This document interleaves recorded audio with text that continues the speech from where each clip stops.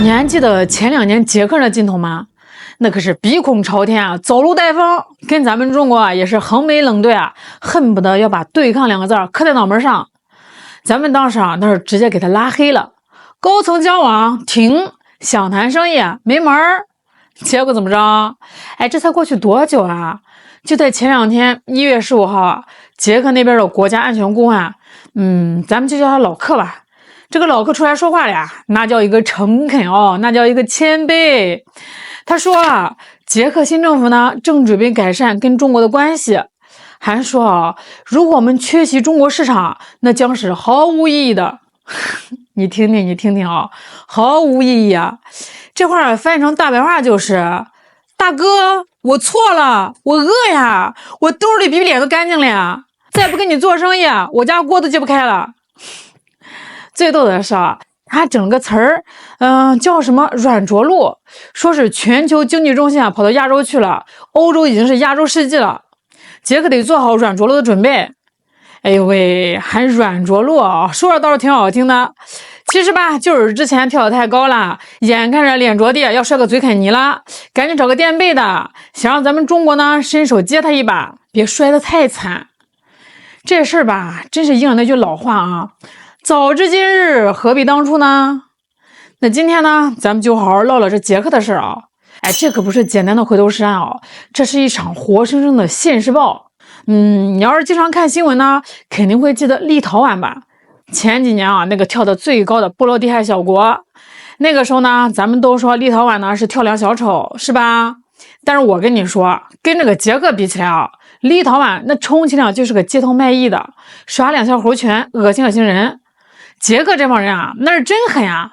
他们玩的是系统性围剿啊，是拿着刀子往咱们心窝上捅。这个是吧，得从那个布拉格市长赫日布说起。大概是2019年吧，这家伙一上台啊，那是新官上任3把火呀，这把火呢全烧在咱们身上了。他非要撕毁跟北京的姐妹城市协议。哎，你说你一个市长啊，管好你的市政建设，管好你的下水道堵不堵，不就行了吗？非要管海峡对岸的问题啊，非要管这管那。2019年的10月，布拉格会议全票通过，跟北京断交。紧接着这个赫日布转头啊，就跑到台北去了，跟那边签了什么伙伴协议。但这还只是个前菜啊，是个市级干部的闹剧。真正的大雷啊，是后来那个总统帕维尔。这个帕维尔是谁呢？我跟你说啊，这个人吧，他是个标准的冷战活化石。他以前是干嘛的？北约军事委员会主席，以前是穿军装的呀，这脑子里面装的全是冷战那套逻辑啊。他觉得世界啊就是你死我活啊，就是一定得站队。2023年啊，他刚当上总统啊，这个位子还没坐热呢。1月30号，直接给那个蔡某某打电话，这一打就是15分钟，聊合作，聊支持，公然挑衅咱们的原则底线啊。咱们的外交部那是严正抗议啊。结果呢，人家当耳旁风。后来更是变本加厉啊。5月去这个欧洲议会啊，7月去这个东京，10月去联合国大会，这个家伙跟个复读机似的呀，走到哪儿都要喊一句台海安全影响欧洲。哎，我就纳了闷了，那边离你们捷克10万8千里啊，中间隔着10几个国家，隔着大洋大海的，怎么就影响你们欧洲安全了？这不是睁着眼睛说瞎话吗？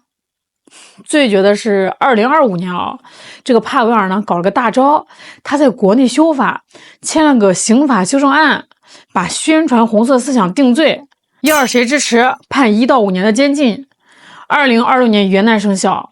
这招太阴了啊！这不仅仅是针对咱们呀，这是在捷克国内搞政治清洗啊，把他们国内那2万多老党派人士往死里整。他这就是在那投名状啊，跟这个美国人说，主子啊，你看我把家里面跟东方沾边的东西都砸了，我忠心不？你看看啊，从市长到总统，从地方到中央，从撕协议到打电话再到修法，这一套组合拳下来呢，哪是立陶宛能比的？这就是要跟咱们彻底翻脸啊！这就是要当欧洲对抗派的扛把子呀！他们当时心里面想得美啊，哎，觉得只要抱紧了美国的大腿，只要在北约里表了忠心，那以后在欧洲还不是横着走？美国大哥呢，随便赏点骨头都能够他们吃好几年的。但是帕维尔这家伙吧，算盘打是挺响的，唯独算漏了一件事，这世道变了。哎，你说说这帕维尔这么卖力，美国人给他啥了？给了个口头表扬，干得漂亮。然后呢？然后就没有然后了呀？真金白银呢？没有。军事援助呢？大头都给乌克兰了。那经济补贴呢？美国自己通胀都压不住啊，还管你捷克？反过来，咱们中国这边的反击啊，那可是实打实的。咱们虽然不搞这个霸权主义啊，但是咱们讲究来而不往非礼也。哎，既然你不想做朋友，那咱们就公事公办呗。高层交往、冻结、经贸合作，那得看心情。这就好比是两个人做生意啊，你天天在这门口骂我，还想让我进你店里买东西，哎，你当我是冤大头呢？那这个时候呢，捷克国内那帮企业家、资本家，还有那个新上任的总理巴比什坐不住了呀。为什么呢？因为疼啊，真疼啊。那个老克啊，就是开头那个安全工啊，他说的话特实在。捷克的不少产业都离不开中国市场，你琢磨琢磨，捷克靠什么吃饭？以前那是斯柯达汽车，那是机械制造，那是水晶玻璃，这些东西吧，最大的市场在哪儿？在中国。斯柯达也是大众旗下的，以前在中国卖的多火呀，满大街都是什么明锐、速派。现在呢，哎，你去这个街上看看啊，还有几辆新的斯柯达，那销量呢，那是断崖式下跌啊。还有那些个做汽车配件的工厂，中国现在是全球最大的汽车产销国，又是新能源汽车的老大。捷克的工厂要是进不了中国的供应链，要是拿不到中国的订单，那就等着停产吧。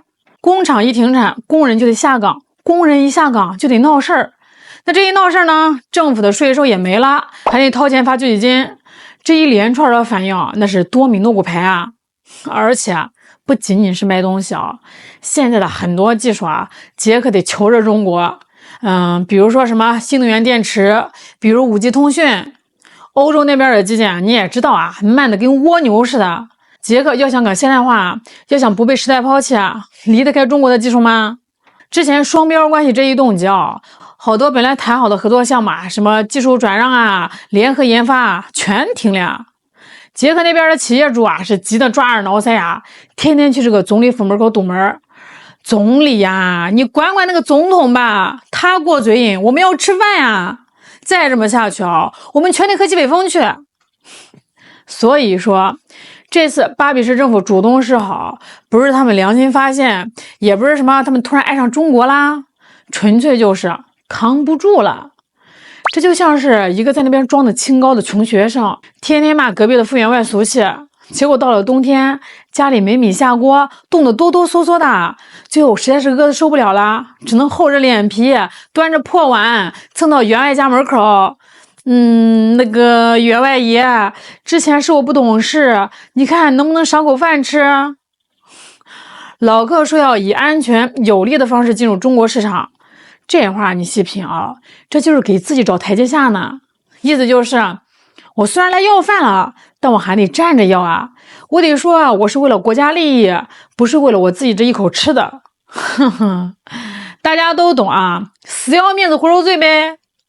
那咱们再聊聊那个亚洲世界和软着陆这两个词儿吧，从捷克高管嘴里说出来啊，那分量可不一样啊。这说明什么呢？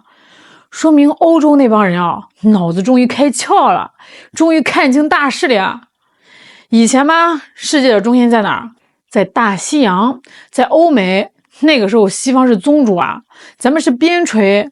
现在呢，风水轮流转啊，全球经济的引擎在哪儿？在亚洲，在东亚，在中国。那个老克说，全球经济中心呢已经转向了亚洲，政治影响力也将随之转移。这话没毛病啊，经济基础啊决定上层建筑嘛。哎，你都是有钱，你说话就硬气啊，你市场大，别人就得围着你转。那现在的欧洲呢，说句难听的，那是日薄西山啊。俄乌冲突一打，能源价格飞涨啊，制造业外流，德国这个欧洲火车头都快熄火了。那捷克呢，作为这个德国的后花园，作为给这个德国做配套的小弟，这日子能好过吗？德国打个喷嚏啊，捷克就得感冒发烧。